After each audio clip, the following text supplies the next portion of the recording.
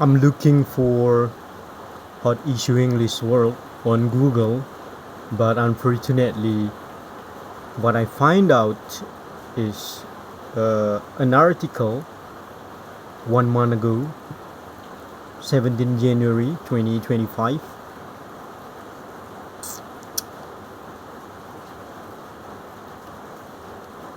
Shopee application better than this Google, in my opinion,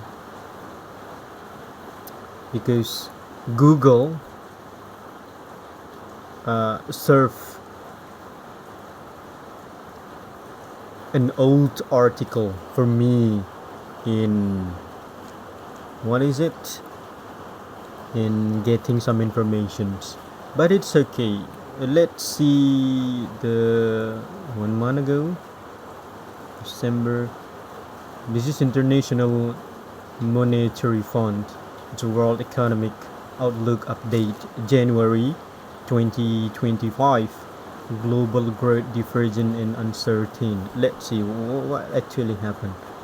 But I'm not really. What is that? Let's see. Indonesian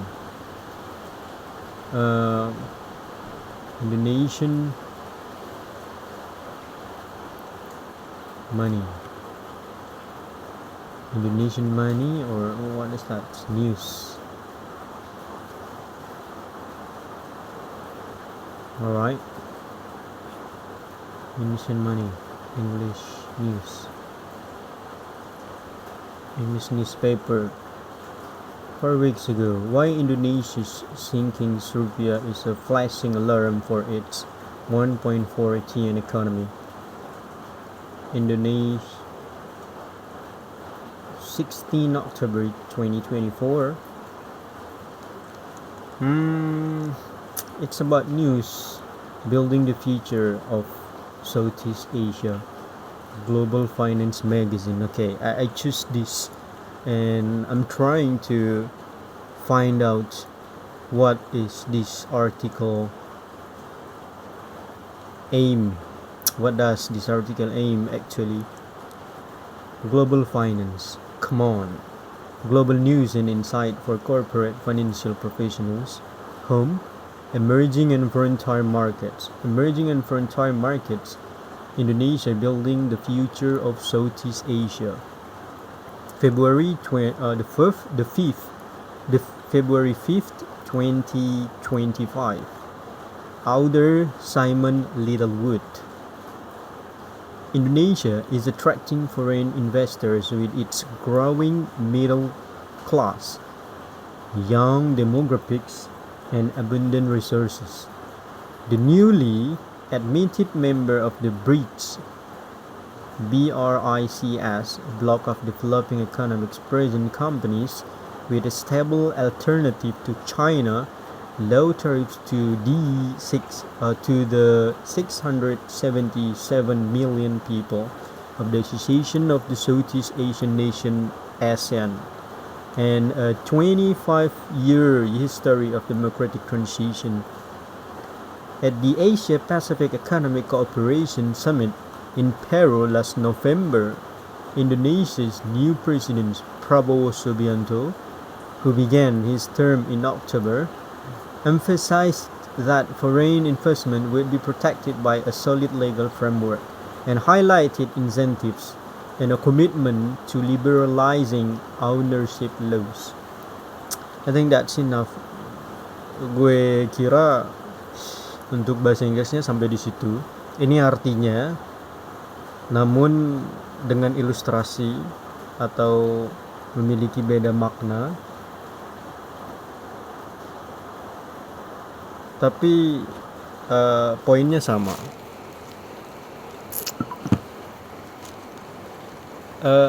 Gue ingin bilang, untuk keadaan politik Indonesia hari ini cukup menggelisahkan. Ada beberapa alasan kenapa argumen yang gue utarakan, keadaan politik Indonesia saat ini menggelisahkan. gue berada di sisi yang melihat politik Indonesia saat ini mulai menjauh dari nilai-nilai demokrasi. Salah satu contoh nyata kalau benar ya, saya baru aja dapat informasi dari Instagram salah satu akun aktivis mahasiswa bergerak mengatakan bahwa terdapat beberapa anggota TNI masuk ke kampus pada malam hari. Ini perlu diklarifikasi oleh Puspen TNI, apakah benar ada TNI yang masuk ke wilayah kampus pada malam hari, apa tujuannya, urgensinya apa. Jika ini benar, maka sungguh sangat disayangkan jika urgensi atau tujuan teman-teman dari TNI mendatangi kampus dengan tujuan jika mengintimidasi mahasiswa dalam menggelar forum atau diskursus mengenai pemikiran-pemikiran, mengenai pikiran-pikiran merdeka, maka saya sebagai warga negara, pemimpin sebagai rakyat, pemimpin tertinggi dari presiden di negara demokrasi ini menyatakan bahwa ini tidak tepat. Harus ada dialog antara mahasiswa dengan TNI.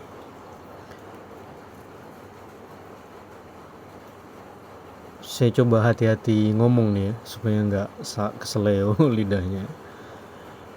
Ini semua merupakan asumsi saya pribadi.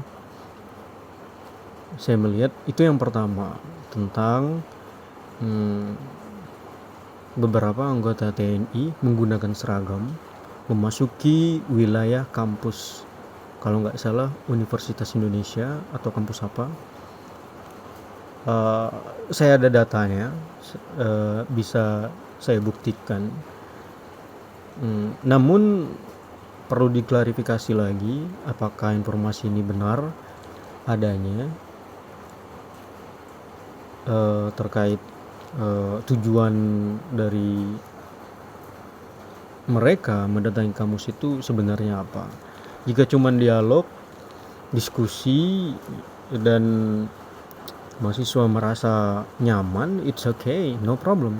Namun jika ada bentuk intimidasi, maka sungguh sangat disayangkan kejadian ini terjadi, dan perlu ada klarifikasi dari kedua belah pihak, baik itu dari TNI-nya maupun dari pihak kampusnya. Masuk ke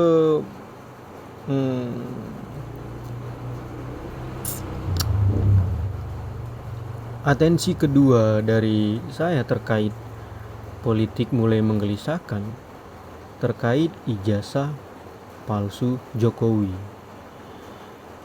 Banyak sekali masyarakat yang tentunya saya udah melakukan sedikit riset yang meragukan ijazah asli Presiden Jokowi yang di UGM.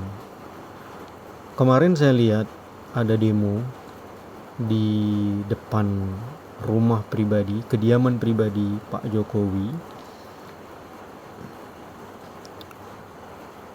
dan orangnya kebetulan saya kenal, saya mengetahui, tidak kenal secara personal tapi tahu persis jejak digital mereka. Salah satunya ibu-ibu yang pakai jilbab hitam yang mengatasnamakan membela ulama dan ingin silaturahmi ke kediamannya Jokowi dengan harapan bisa melihat langsung ijazah beliau. Namun beliau tidak menunjukkannya, dan adalah sedikit clash atau sedikit gesekan ya antara masyarakat setempat yang tentunya pendukungnya Pak Jokowi dan mereka yang oposisinya Jokowi. Saya tidak akan terlalu jauh masuk ke kejadian tersebut, namun kita coba main logika ya. Masuk akal nggak?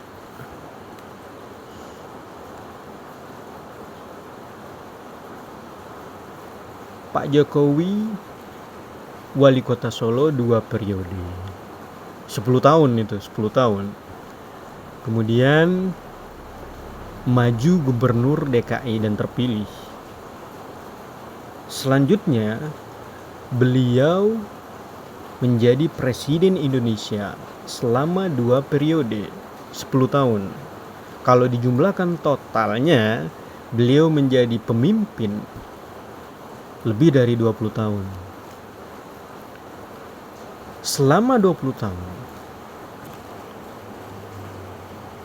apakah logik jika ijazah yang digunakan beliau, baik itu ijazah SD, SMP, SMA, hingga yang ijazah di UGM, lulusan UGM yang dipermasalahkan ini palsu.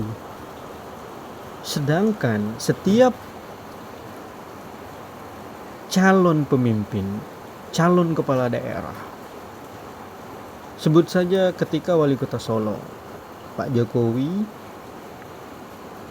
ketika mau menjadi wali kota Solo tentu diperiksa, ada syarat-syarat pendaftaran sebagai pilkada, yaitu merujuk kepada ijazah tadi.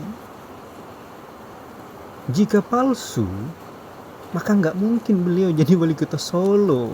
Itu kita main logika aja ya, pakai akal sehat dan hati nurani, jangan pakai kebencian. Gue netral posisinya di sini, nggak mendukung Pak Jokowi, juga tidak membenci Jokowi. Gue berada di tengah. Jadi sedikit kita melihat ke ranah hukumnya. Sejauh ini yang saya ketahui belum ada keputusan pengadilan yang sah yang menyatakan ijazah Pak Jokowi itu palsu. Belum ada. Jadi jangan menuduh seseorang bersalah tanpa ada keputusan pengadilan yang sah. Kita negara hukum. Tentunya semua berlandaskan hukum.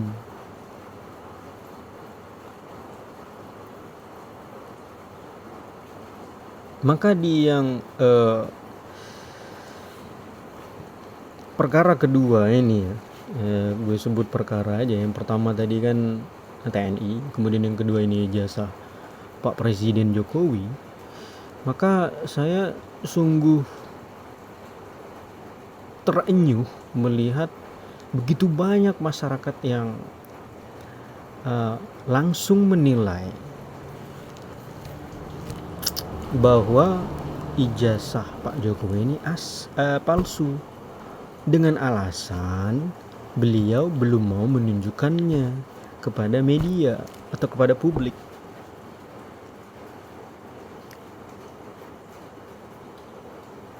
Terlepas nantinya ijazah beliau ini akan dimunculkan atau tidak, alangkah baiknya kita bernegara dengan yang benar, bernegara yang benar gitu loh. Sudah ada prosedur-prosedur hukumnya. Ini untuk pembencinya Pak Jokowi ya.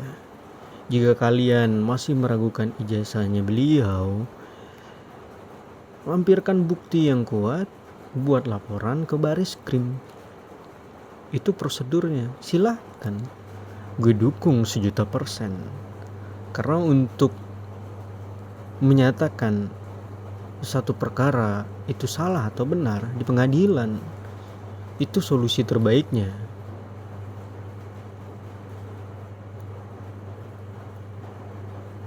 Jadi itu yang perkara kedua ya, terkait ijazah Presiden Jokowi asli atau palsu. Ini yang ketiga, ini ngeri-ngeri sedap ya videonya, tapi nggak apa-apa. Gue pribadi nih ya, tidak membawa instansi apapun, murni sebagai rakyat Indonesia, warga negara Indonesia yang ingin menyampaikan pendapatnya terkait beberapa hot issue recently, belakangan ini. Baru saja Menteri Luar Negeri kita, Sugiono, ada satu kalimat yang saya kutip dari Tempo terkait keinginan Prabowo membawa warga Gaza sekitar 1000 kalau nggak salah ya, dipindahkan ke Indonesia. Yang menarik perhatian saya adalah pernyataan Pak Sugiono, Menteri Luar Negeri kita, yang mengatakan bahwa semua harus setuju dengan kebijakan Pak Prabowo ini.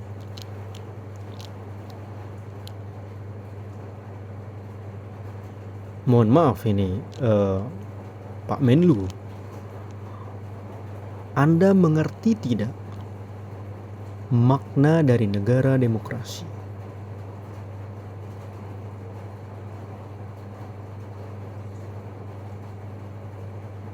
Saya kira pernyataan ini keliru karena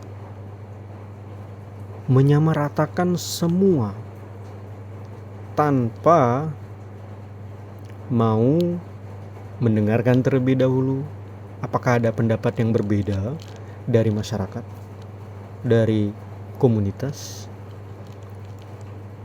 dari warga. Jika sudah jika patokannya pernyataan ini, saya fokusnya ke pernyataan ini ya, semua harus setuju. Gak tahu ini beliau dalam konteks apa bilang gitu, tapi di negara demokrasi tidak bisa digunakan semua harus setuju. Ini sudah mulai ke arah diktator.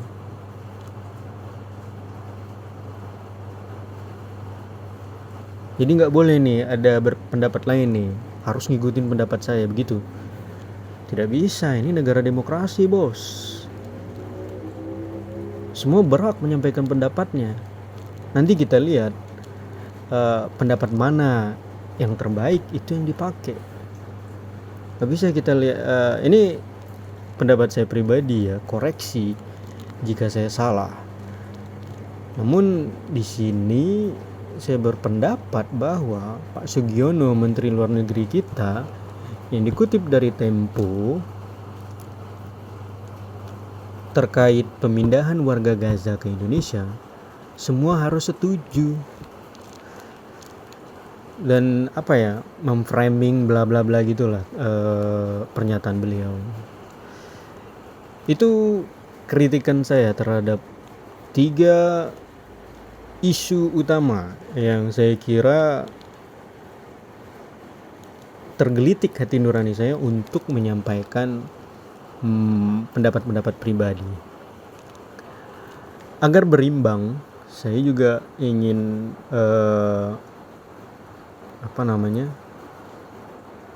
memberikan apresiasi kepada pemerintah Indonesia, khususnya Presiden Prabowo Subianto dan jajaran selama beliau memimpin Indonesia. Salah satu yang paling berdampak, ini saya orang lapangan, jadi tahu betul tentang sembako, khususnya gas, tabung gas. Saya orang lapangan, saya mengecek ke beberapa tempat daerah. Jadi saya saya pribadi apresiasi dengan lancarnya distribusi gas, tabung gas, yang mana ini sangat erat kaitannya dengan masyarakat menengah ke bawah dan menengah ya, yang notabene-nya jumlahnya banyak. Itu yang saya apresiasi. Dan beberapa hal lain mungkin saya perlu riset lagi, karena saya tidak ingin memberikan pernyataan atau argumentasi tanpa melihat fakta dan data. Menurut hemat gue begitu.